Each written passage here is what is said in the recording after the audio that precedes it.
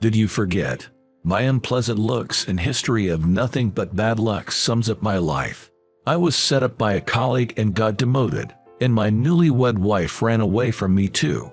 The one laughing at my situation is my attractive boss at this new demoted post. Frozen like a deer in headlights, she whispered to me. It was my first time. Confused by her unexpected words, I was. My name is Timothy Sullivan. I'm 28 years old. I work at an event planning company. I just got married actually, and I am no longer a single man. With that new resolve, I thought I had my act together. But then, an unbelievable incident occurred. Who ordered the champagne for tomorrow's event? We don't have enough. Aren't you misspelling the digit? My boss's roaring voice echoes across the floor. Speaking of tomorrow's event, it's one I'm in charge of. It's an event to enjoy champagne and wine at a park in the city. I was the sub-leader for that event. Let me check the order form. As I rushed towards my boss, he frowned at me. He has a hard time dealing with me. It's often said that appearance matters for 80% of first impressions. Unfortunately, I was born with a rather menacing look. Apparently, people always seem to think I look angry. To add to that, I grew taller than one would prefer. My boss finds me intimidating due to my imposing presence. And now, I was approaching to him with a desperate form. For a moment, my boss seemed ready to bolt. There was my signature on the order form. But I didn't check this document before. Initially, I was removed from ordering the champagne. I was at a loss for words. One of my seniors on the team, smirking, called out to me, "You messed up big time, didn't you? What are you going to do?" Despite the critical situation, he was grinning from ear to ear. That's when it hit me. I remembered that the person in charge of ordering was my senior. My senior and boss began to whisper amongst themselves. This was not a good sign. My senior is likable and had good standing with our boss. My boss sees me differently than others as he dislikes me. I checked with Robert. "Timothy, it's your mistake after all." My boss, face red with anger, grabbed my collar. It was to be expected. This was the biggest event of the season. It's not me. I was removed from the wine team. No one cared to listen to my words. Robert kept smirking, looking at me. If he has time to laugh, he should do something. The event is tomorrow, so I decided to start calling all the wholesale liquor companies. No matter how much I say it's not my fault, everything will be blamed on me. I almost let out a sigh, but there was no time for that. I had to do as much as I could in the limited time. By the early morning of the event, all the champagne had arrived. I truly believe it was a miracle. A manufacturer I had a good relationship with had inquired to liquor companies outside the town for me. People who understand, understand. This phrase, which I have been repeating since my college days, I murmured like a mantra in my mind. Exhausted and dozing off at my desk, I could sense my colleagues coming in one after another. Everyone was amazed to see the delivered champagne. In my drowsy state, I heard Robert's voice. "If I handle it, it's as easy as this. I can fix the stupid mistakes of my juniors overnight." He must not have noticed me, dozing off, face down. He talked proudly, as if he had solved everything by himself. My colleagues also expressed their admiration, as expected. With his charming looks, eloquent speech, and pleasant demeanor, I thought again that Robert was indeed successful in life. Are you sleeping while Robert is working hard? Suddenly, I was pulled by the back of my neck and jolted awake. My boss was holding my collar, his face distorted with anger. I was immediately taken to the director's office. Apparently, I was going to be held accountable for this oversight. I felt thoroughly annoyed looking at the smug face of Robert in the corner of my eye. Demotion. What was communicated to me in the director's office was a transfer to a rural branch. In other words, a demotion. But I just got married. This is troublesome. My voice came out involuntarily. I've only been married for 6 months, and my wife is working too. She would also be troubled by a sudden transfer. Do I look like I care about your personal problems? Reflect on the harm you were about to cause the company at your new location. Fix that attitude too. My boss was now calling the new location my demotion openly. A transfer order was thrown at me. The destination was a small branch in a seaside town. I've been demoted from my sub-leader position as well. My salary will likely decrease accordingly. After leaving the director's office, I immediately sent a message to my wife. I didn't have the courage to tell her directly. However, she didn't reply immediately. A week after that incident, I found myself in the town of my demotion. It was near the sea, with the scent of the tide in the air. In the end, my wife left me. Just 6 months into our marriage, she made it clear to me when I got demoted. She couldn't quit her job, and she married me because I was earning well. It seems I'm no longer needed, as I've lost that value. I heard later that she had been involved with someone else before our marriage. My demotion was a convenient excuse for her to leave. You never know what life will throw at you. And now, at this new workplace, I have to start from scratch. The first time I showed up at work, everyone looked at me as if they were terrified. A towering man of 6'7", with a harsh gaze just sluggishly appeared. I knew their reaction was justified, but it still hurt. I may look intimidating, but I'm not one for fights. I can't boast about my strength, and I hate conflicts. Apparently, I seem cold to others, and they tend to keep their distance from me. This has been the case since my student days, and it hasn't changed since I started working. Those who get to know me well trust me, but few people make it that far.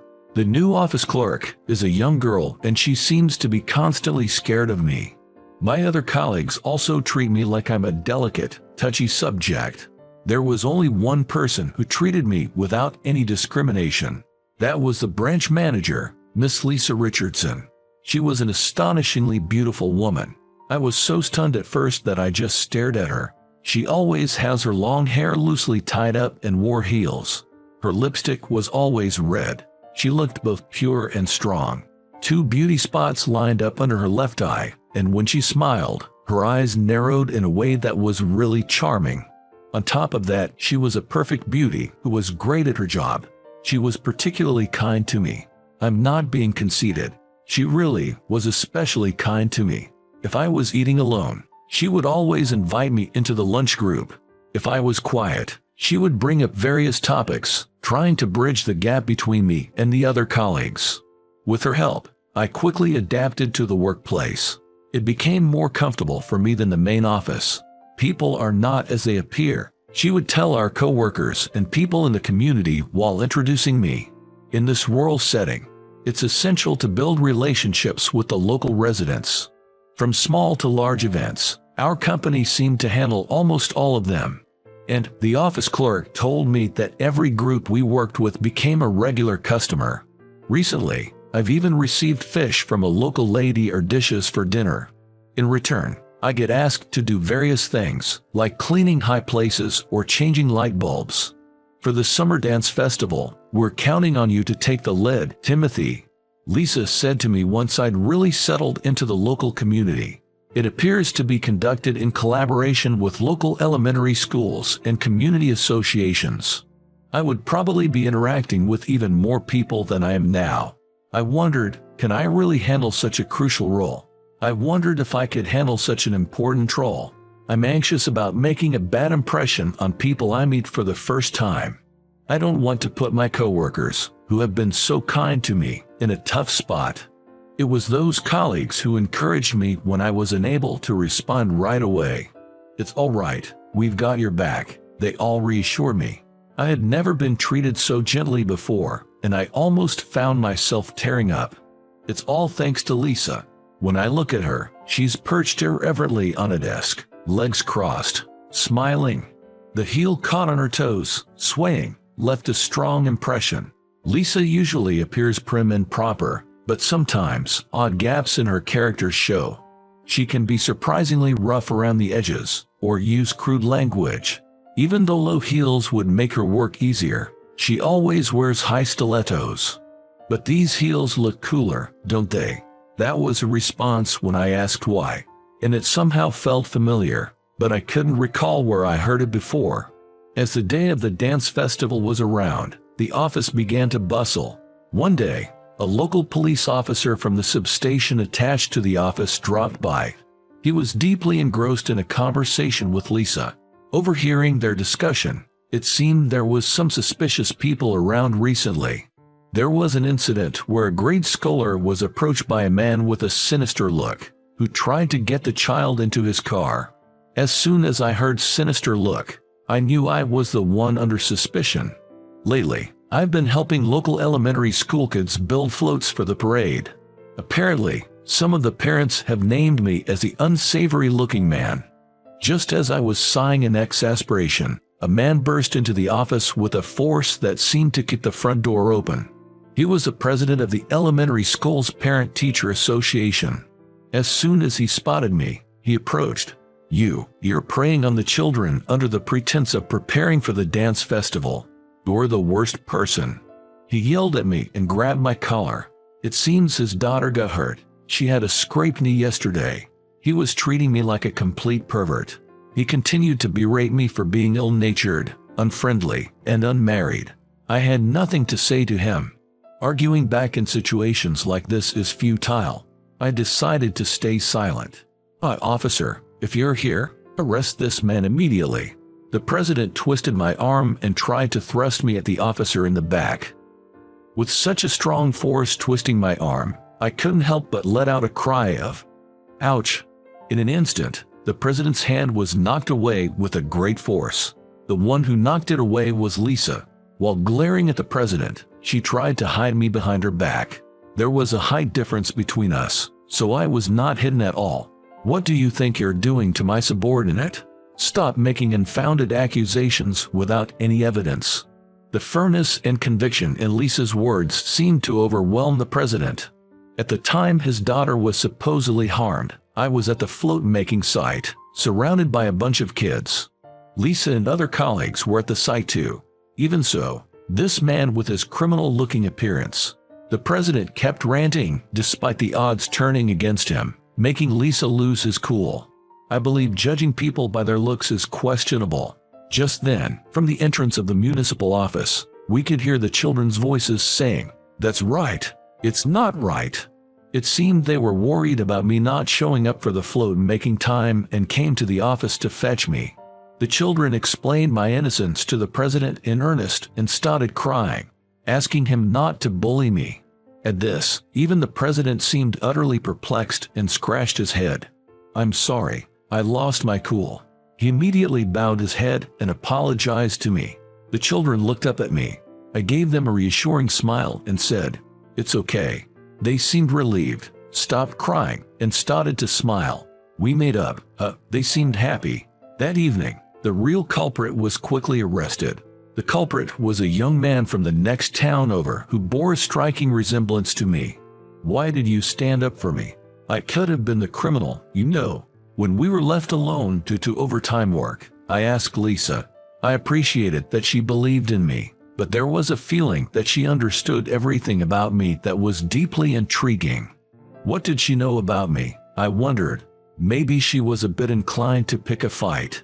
Suddenly being faced with my baseless accusation, Lisa stared at me, dumbfounded. Then, she broke into a gentle smile.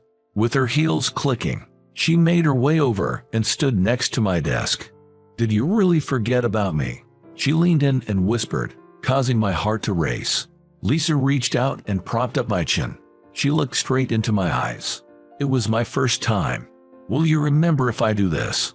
Slowly, her hands reached out towards my petrified face. Instinctively, I squeezed my eyes shut. The next moment, my cheeks were being pulled with an unbelievable force. What are you doing?" My words were distorted as my cheeks were being pulled from both sides. Lisa chuckled. "Come on, remember it." As she said this, she extended her hand in front of me. A large silver ring was on a finger that was usually bare. The moment I saw it, my memory center kicked into high gear. "This ring." "What, this ring? It's the one I gave you, right?" Lisa watched me, grinning at my surprise. This ring was my first gift for a girl. When I was still in middle school, I frequently visited a bookstore where a girl worked. Though I say girl, she must have already been in college. The first time I saw her in the bookstore, I was surprised by how beautiful she was. While I was frequenting the bookstore just to see her, I noticed she was being avoided by the other employees. Perhaps I noticed it because I was facing similar isolation at school. When I listened to the conversations between the employees, it seemed the reason was simply because she was beautiful. Just petty jealousy among women. Short black hair and multiple piercings. Her nails were always painted black. Apparently, they didn't like her style. I thought about how tough it all must be for her. One day, right before closing, I really wanted to read a book, so I dashed into the bookstore. In the corner of the nearly closed shop, she was crouched down looking for something. Are you looking for something? I mustered up my courage and spoke to her, which seemed to surprise her as she stood up. Her eyes, filled with tears as she looked at me, are an image I still remember. It made my heart pound. I lost my ring. Indeed, the silver ring she usually wore was missing from her finger. She told me it was a gift from her brother. There was no one else in the store. Silently, I crouched down on the floor and started to help her look for it. In the end, we didn't find the ring. She bowed her head to me and thanked me. I was frustrated that we couldn't find it, but I was happy to have shared that time with her. The next day, when I went to the bookstore, she was not there, and the usual group that spoke ill of her was. I was speechless at what the leader of the group was loudly boasting about. She was proudly talking about how she had thrown the girl's silver ring into the river. Apparently, the leader's boyfriend fell for the girl and that was the cause. Talk about spiteful. Feeling sorry for her after she searched so hard, I spent all my savings and bought a ring for the first time in my life.